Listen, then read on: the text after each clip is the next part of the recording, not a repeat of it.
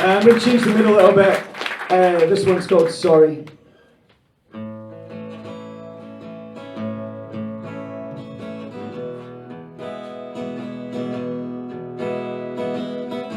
When I was 3 years old, I saw my mum redecorating and I decided to help, so I ran into the other room and I painted a wall a vibrant shade I like to call all of my crayons.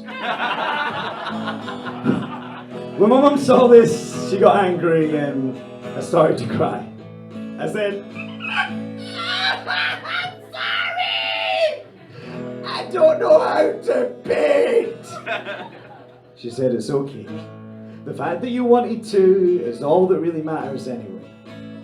And then when I was 4, I decided to make my mum breakfast in bed, but I couldn't reach the stove, so instead I cracked an egg open on the floor and I poured yogurt over the top. When she saw this, she got angry, and I started to cry. I said, I'm sorry! I don't know how to cook. She said, it's okay. The fact that you wanted to, I guess, is all that really matters.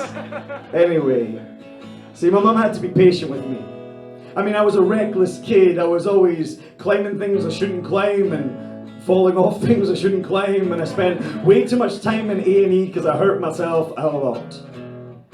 The first time I spent overnight in hospital, though, it wasn't cuts and bruises.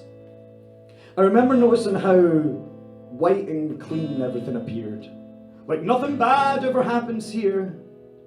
Of course, even then I knew that quite a lot of things happened there. At some point or another, we all sit in a chair next to a bed we wish was empty, and instead we see loved ones at their weakest, sometimes clinging on to life even when life has long let go of them. I remember when my mum saw me at my weakest. She brought me a Lucozade. She had a coffee.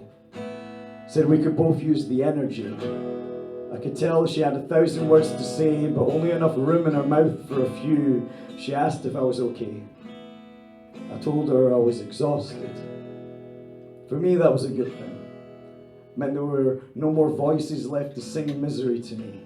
No social anxiety questioning every decision in a conversation I have ever made. It was a relief to be too exhausted to think for once. She asked me if it hurt.